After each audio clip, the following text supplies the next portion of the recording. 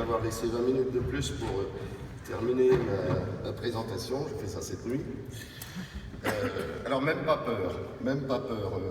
On a des professionnels qui nous expliquent que la technologie va détruire les emplois, qu'à horizon 2025, 51% de nos emplois vont disparaître. Il y a des professionnels du sinistre, et les professionnels du sinistre, c'est pas nous. Donc pour tous ceux qui veulent nous faire penser qu'on doit nager à contre-courant, je vais tout de suite me débarrasser de ça parce que j'ai très envie de vous le dire. Mon copain Noureddin est fan des proverbes africains.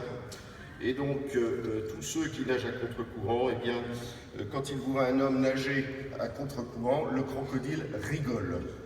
Voilà. Alors,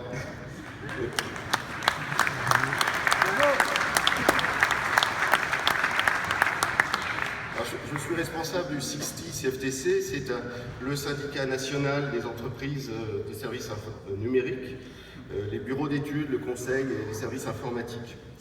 On n'existe que depuis 2001. Et donc notre syndicat, le 60, est au cœur, c'est nos métiers, les métiers du numérique, on est au cœur du sujet dont on parle dans cette motion. Et je travaille dans une start-up. En fait, c'est une start-up qui a été créée en 1967. Alors ça, c'est juste pour vous dire que le numérique, c'est pas juste aujourd'hui. On voudrait nous faire croire que cette révolution démarre maintenant, qu'on part de rien, on va dans l'inconnu. C'est pas vrai, ce n'est pas vrai. L'informatique, le numérique, ça existe depuis plus de 50 ans. Alors je dois dire que nos métiers, il y a 50 ans, n'existaient pas du tout. C'était le désert complet sur ces métiers-là. Tous ces métiers se sont créés. Et même sur les 10 dernières années, il y a des métiers extraordinaires. Vous avez des offres d'emploi, comme animateur de communauté, par exemple. Et il y a plein de gens qui vivent de ça aujourd'hui. C'est un concept qui est tout à fait étonnant, qui n'existait pas avant. Alors ma start-up de 1967 a commencé avec 5 salariés pour faire du traitement informatique, déjà. Et aujourd'hui, cette start-up, c'est 23 000 salariés en France.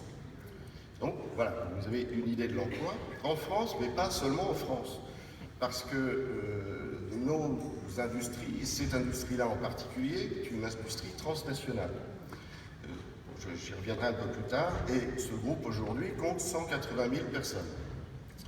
Vous donner une idée. Donc 2 startups, 5 personnes, 180 000 aujourd'hui, ça donne de l'espoir pour l'avenir. Donc le numérique crée de l'emploi. Notre branche, aujourd'hui, c'est la branche des bureaux d'études dite Syntec, compte 900 000 salariés. Là encore, ça pèse tout de suite. C'est une des plus grosses branches professionnelles du pays. Et ça s'accélère en ce moment.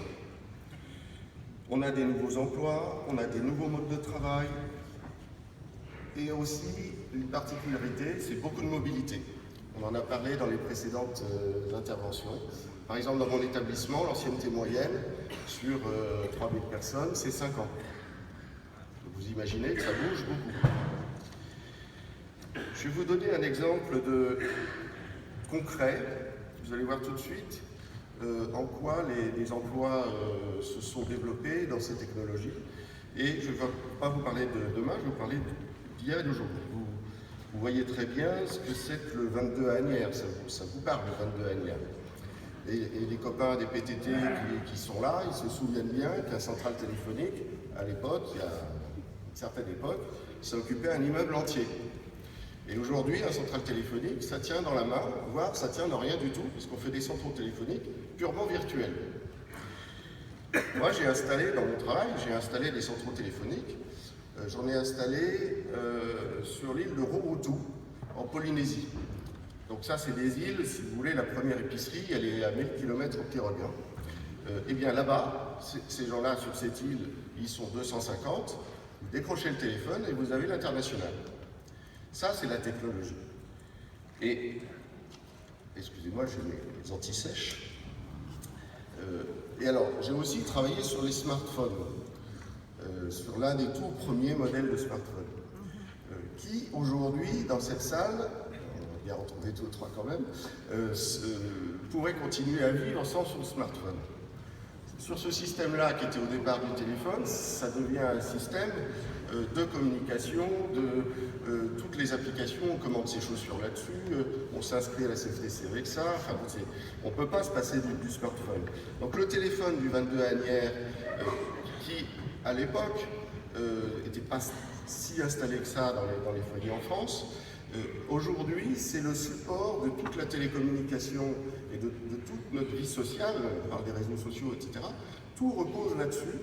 Et si on a perdu des emplois, des milliers d'emplois, quelques milliers d'emplois quand on est passé des centraux téléphoniques, électromécaniques aux centraux téléphoniques numériques, là aussi les anciens se souviennent. Tiens, on m'a pas mis mon PowerPoint. Voilà. Ça c'est dans le coin de Lannion. C'est le plus beau pays du monde et c'est là qu'on a inventé le central téléphonique numérique en France.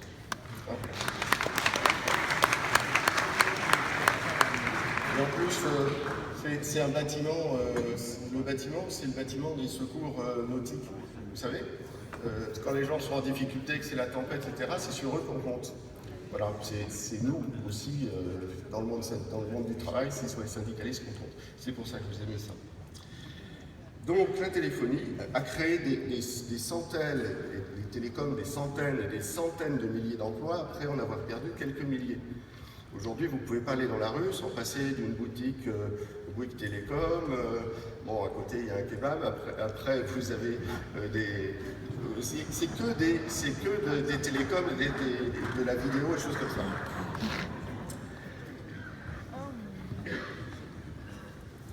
Et puis, il y a des emplois qu'on ne soupçonne pas, dont on ne se rend pas compte, qui sont totalement liés à ça. C'est tout ce qui concerne les applications embarquées, les jeux vidéo. On est très fort en France sur les jeux vidéo. Tout ce qui est accès à Internet, réseaux sociaux, je l'ai déjà évoqué. Nous avons du talent. Alors en France, on a beaucoup de talent. On a inventé plein de choses. Les cartes à puce, par exemple. Les lampes LED. C'est un truc qui a été inventé en France. On est très fort dans la régie, on pourrait dire que toutes nos écoles de formation sur la vidéo, les images de synthèse, etc., on est très fort. On exporte tout un tas d'idées, de cerveaux et de collègues dans le monde entier sur ces sujets-là. On a d'excellentes filières de formation, on est très bon dans le logiciel aussi, et dans des métiers qui sont totalement mondialisés, c'est exceptionnel. Nous avons du talent. Alors ça tombe bien parce que on a besoin de ces talents pour ce nouveau contrat social. On sait faire, donc même pas peur. Un petit point sur le sommeil. C'est très important, j'ai vu une offre d'emploi pour être directeur de l'Institut du Sommeil récemment. Je ne suis pas postulé parce que je n'ai pas eu le temps, mais ça m'intéresse beaucoup. L'Institut du Sommeil, c'est très sérieux en fait. Et ces scientifiques ont identifié qu'en 50 ans, on a perdu 1h30 de sommeil. La faute à qui, à quoi? La faute à la télé, la faute à l'ordinateur, la faute aux jeux, etc. On a perdu, donc c'est physique, on a perdu 1h30 de sommeil. Je reçois des courriers, peut-être que vous aussi, à 23h ou 1h du matin, et en plus j'y réponds. Donc nos vies sont destructurées, nos vies de travail peuvent, et pour certains, sont déstructurées. On ne sait même plus mesurer le temps de travail. Alors ça, c'est aussi des questions auxquelles il faudra qu'on trouve des réponses.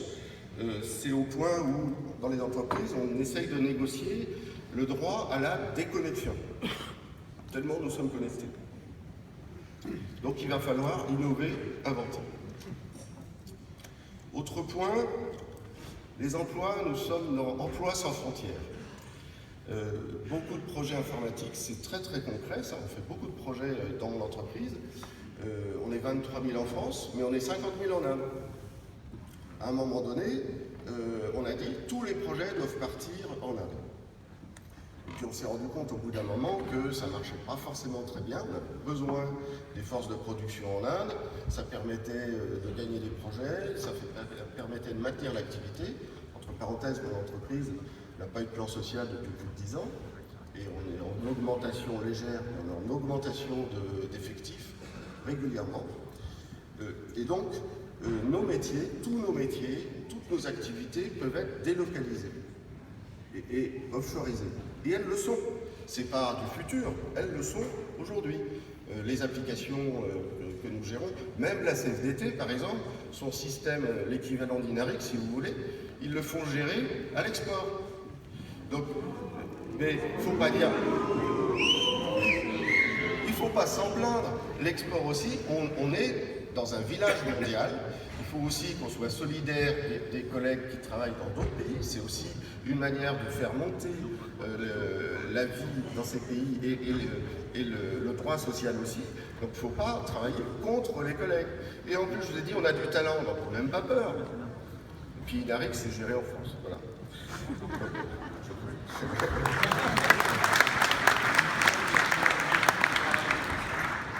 Donc, si on est tous au courant que le nuage de Tchernobyl s'est arrêté aux frontières de la France, dans la nouvelle technologie, le cloud, lui, il est partout. Hein. Nos métiers sont partout. Les gens qui travaillent sur un projet peuvent être en Nouvelle-Zélande, en Chine, au Vietnam. Voilà, nos métiers sont transnationaux et il ne faut pas se mettre la tête dans le sable, ignorer la chose. Ça marche comme ça et on s'en sortira parce que nous avons du talent, que nous avons plein d'organisations, de start-up, d'idées et d'entreprises comme la mienne, très installées depuis longtemps et qui marchent très bien. Donc, même pas peur, je le rappelle. Donc, la technologie, on n'en a pas peur. Ça apporte des emplois. On a tous du talent. Alors, comme j'ai encore 10 ou 15 minutes, je voudrais juste donner un petit hommage à 3 personnes. Alors, ces 3 personnes qui nous donnent du courage à nous, les syndicalistes sur le terrain, et qui nous apprennent. On est jeunes dans nos métiers. Les métallos, ça fait 5000 ans qu'ils font du métal. Ça fait 5000 ans qu'il y a du syndicalisme dans le monde, chez les métallos. Nous, c'est même pas 50 ans. Vous voyez, donc on apprend. Et on apprend des gens qui font du pneu. Ceux qui ont peur, qui nagent à contre-courant, c'est les collègues de Goodyear, là, qui ont merveilleusement et magnifiquement coulé leur entreprise. Et de l'autre côté, vous avez Thierry Recoupé, Philippe Thévenin, nos collègues de la CFTC de Dunlop, qui, au contraire, dans la même ville, le même boulot, ont réussi à pérenniser l'emploi, augmenter les salariés. Voilà, je ne dis pas que tout est rose, mais enfin ici, ils ont fait 53% aux élections. Donc, ces gens-là, on leur doit beaucoup dans nos métiers. Donc on a toujours besoin de ces métiers-là qui continuent, qui ne disparaissent pas, et de ces militants, ces syndicalistes qui nous apprennent ce que c'est que le syndicalisme. Deuxième coup de chapeau, c'est à Gabriel Simon, qui avec toute l'équipe du statut du travailleur, nous a aussi donné des idées de courage.